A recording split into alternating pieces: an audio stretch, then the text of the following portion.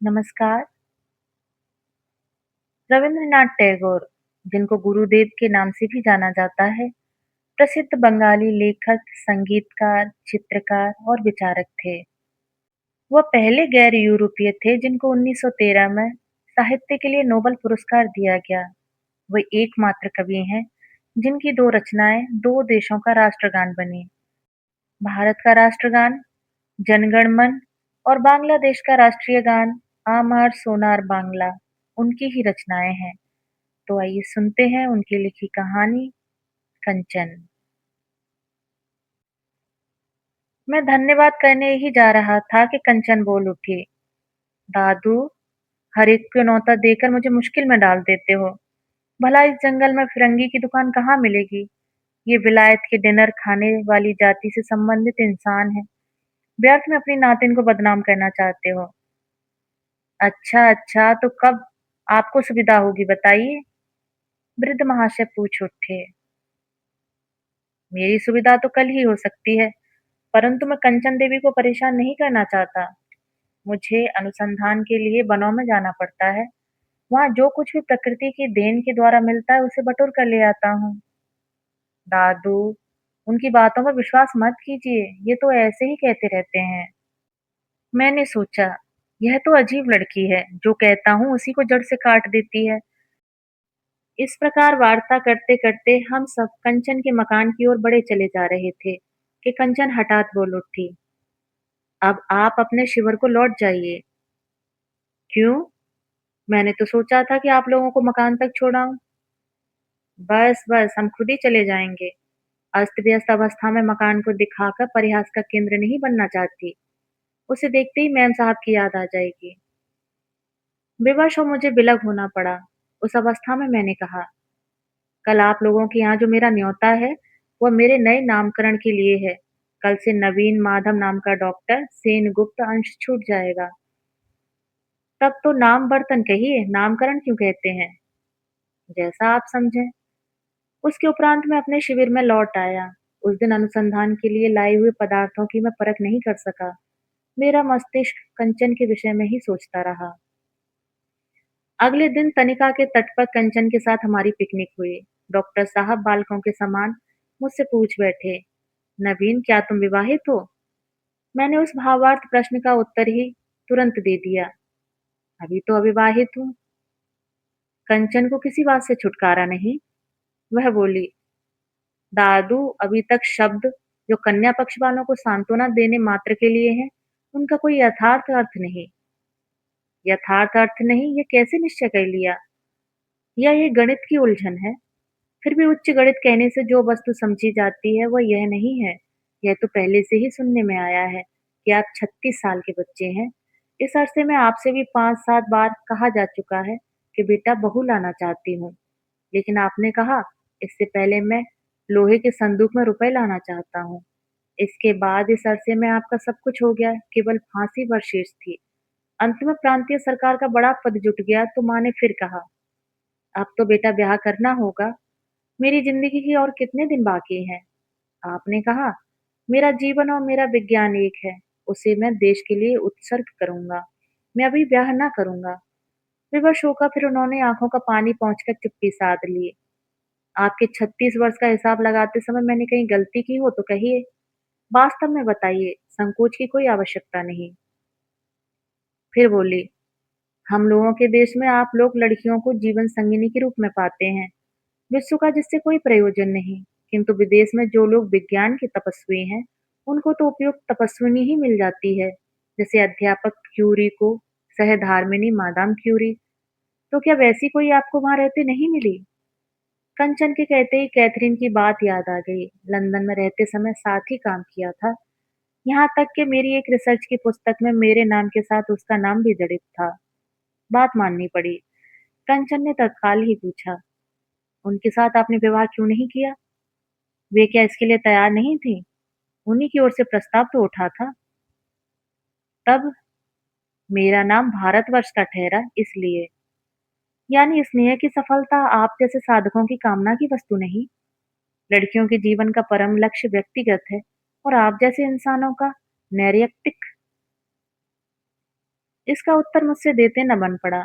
मुझे चुप देखकर कंचन पुनः बोली, बंगला साहित्य कतिपय आपने नहीं पढ़ा? उसमें यही बात दिखाई गई है कि लड़कियों का व्रत पुरुष को बांधना है और पुरुष का व्रत है उस बंधन को काटकर ऊपर लोक का मार्ग पकड़ना। कच भी देवयानी के अनुरोध की उपेक्षा कर निकल पड़ा था। आप माँ का अनुनय न मानकर चल पड़े हैं। एक ही बात हुई। नारी और पुरुष में चिरकाल से चला आने वाला हो, चाहे भले ही अबला क्रंदन होता रहे, उस क्रंदन से आप लोग अपनी पूजा का नैवेद्य सजा लीजिए। देवता के उद्देश्य से ही नैवेद्य की भेंट होती है, लेकिन देवता निरासक्त ही रहते हैं। कंचन ने फिर कहा, देवयानी ने कच को क्या श्राप दिया, जानते हैं नवीन बाबू? नहीं, अपने ज्ञान साधन का फल आप स्वयं न सोच सकेंगे। हाँ, दूसरों को दान कर सकेंगे। मुझे यह बात कुछ अजीब सी लगती है। यदि यह श्राप आज कोई विदेशी लोगों को देता तो वह बच जाता। विश्व की सामग्री को अपनी सामग्री के समान व्यवहार करने की वजह से ही यूरोप वाले लालच के द्वार पर मरते हैं। उस दिन जो बातें हुई वे केवल हास्य व्यंग ही नहीं थी, उनमें युद्ध की ओर संकेत था। कंचन के साथ अब मेरा संबंध सहज हो आया था। इस पर भी मैं कंचन के सम्मुख खड़े होकर उसकी चरम अभिलाषा की था पाने का कोई उपाय खोज नहीं पाया। हाँ, अवश्य एक दिन पिकनिक के समय यह सुयोग मिल गया। उस समय डॉक्टर साहब शिवालय के खंडर की सीढ़ी पर बैठकर रसायन शास्त्री की कोई नई आई हुई पोथी पढ़ रहे थे। एक आबनूस के पेड़ की झाड़ी में बैठकर कंचन अचानक कह उठी, इस महाकाल के वन में एक अंधी प्राण शक्ति है, उससे भयग्रस्त हूँ। कंचन कहती गई, पुराने भवनों की दरार से लुक छिपकर पीपल का अंकुर निकलता है और फिर धीरे धीरे अपनी जड़ों से उसे बुरी तरह जकड़ लेता है। यह भी वैसा ही है। दादू के साथ यही बात हो रही थी। दादू कह रहे थे, बस्ती से बहुत दिनों तक दूर रहने से प्रकृति के अभाव से मानव का चरित्र दुर्बल हो जाता है और आदमी, प्राणी, प्रकृति का असर प्रखर हो उठता है। मैंने उत्तर दिया, बताता हूँ, मेरी बात को भली भांति सोच देखिएगा। मेरा विचार यह है कि ऐसे अवसरों पर मानव का संग भीतर और बाहर से मिलना चाहिए, जिसका प्रभाव मानव प्रकृति को पूर्ण कर सके। जब तक यह नहीं होगा तब तक अंध शक्ति से पराजित ही होना पड़ेगा। काश आप मामूली।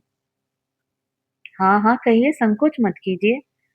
कंचन ने शीघ्रता से कहा, यह तो जानते ही हैं कि मैं वैज्ञानिक हूँ, अतः जो कहने जा रहा हूँ उसे व्यक्तिगत आसक्ति से रहित होकर ही कहूंगा।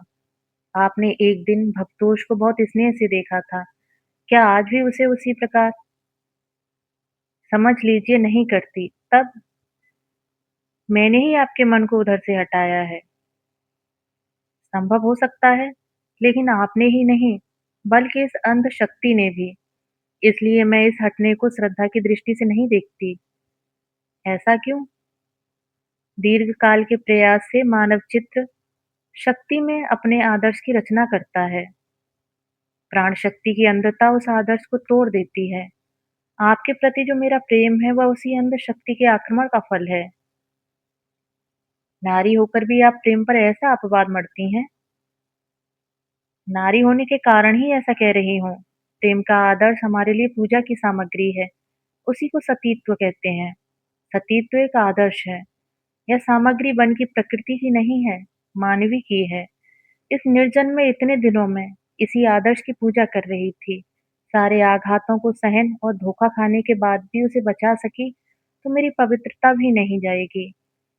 क्या भवतोष के लिए अब भी श्रद्धा का स्थान है? नहीं। उसके पास जाना चाहती हो? नहीं। तो फिर? कुछ भी नहीं। मैं आशय नहीं समझा। आप समझ भी नहीं सकेंगे। आपकी संपत्ति ज्ञान है, उच्चतम शिखर पर, वह भी इम्पर्सनल है। नारी संपत्ति हृदय की संपत्ति है। यदि उसका सब कुछ चला जाए, वह सब कुछ जो बाहरी है, जिसे स्पर्श किया जा सकता है, तब भी उस प्रेम में वह वस्तु बची रहती है, जो कि इम्पर्सनल है। वाद विवाद में समय नष्ट न कीजिए। मुझे कुछ ही दिनों में खोज करने के अभिप्राय से अन्यत्र कहीं चले जाना होगा। किंतु फिर गए क्यों नहीं? आपसे। तभी कंचन ने पुकारा, दादू। डॉक्टर साहब अपना पढ़ना लिखना छोड़कर उठ आए और उस मधुर स्नेह के स्वर में बोले, क्या है दीदी? आपने उस दिन कहा था ना कि मनुष्य का सत्य उसी की तपस्या के भीतर से अभिव्यक्त हुआ है।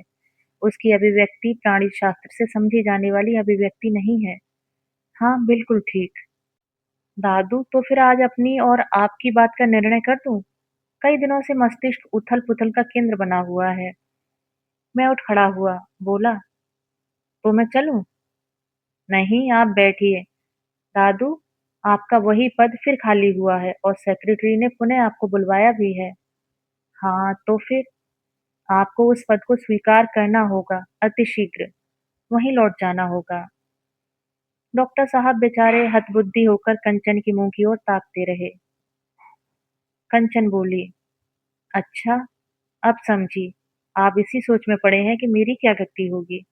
यदि अहंकार की मात्रा बहुत न बढ़ती हो तो आपको यह बात स्वीकार करनी ही होगी कि मेरे बिना आपका एक दिन भी नहीं चल सकता। मेरी अनुपस्थिति में तो 15वीं आश्विन को आप 15वीं अक्टूबर समझ बैठते हो। जिस दिन घर में अपने सहयोगी अध्यापक को भोजन के लिए आमंत्रित करते हो, उसी दिन लाइब्रेरी का द्वार बंद करके कोई निदारूण इक्वेशन सुलझाने में लग जाते हो। नवीन बाबू सोचते होंगे कि मैं बात बढ़ा चढ़ाकर कह रही हूँ। आज ऐसी अशुभ बात है, सब अभी खत्म हो जाएंगी। आप चलें तो मेरे साथ अपने काम पर। छूटी हुई गाड़ी फिर लौट आएगी। डॉक्टर साहब मेरी ओर देखकर बोले, तुम्हारी क्या सलाह है नवीन? मैं क्षण भर स्तब्ध रहकर बोला, कंचन देवी से अधिक अच्छा परामर्श कोई नहीं दे सकता। कंचन ने उठकर मेरे चरण छूकर प्रणाम किया। मैं संकुचित होकर पीछे हट गया। कंचन बोली, संकोच न कीजिए, आपकी तुलना में मैं कुछ भी नहीं हूँ। यह बात किसी दिन साफ हो जाएगी। आज आपसे यही अंतिम विदा लेती हूँ। जाने से पूर्व अब भेंट न होगी। क्या कैसी बात कर रही हो दीदी? डॉक्टर साहब ने पूछा। दादू, इतना ही कह सकी कंचन। मैंने उसी क्षण डॉक्टर साहब की पग धूलि का स्पर्श किया। उन्होंने छाती से लगाकर कहा, मैं जानता हूँ नवीन कि तुम्हारी कीर्ति का पथ तुम्हारे सामने प्रशस्त है। अपने स्थान पर लौटकर पहला रिकॉर्ड निकाला।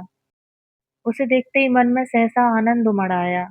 समझा, मुक्ति इसी को कहते हैं। संध्या बेला में दिन भर का काम समाप्त करके बरामदे में आते ही अनुभव हुआ, पंछी पिंजरे से तो निकल आया है, किंतु उसके पाँव में जंजीर की एक कड़ी अब भी उलझी हुई है।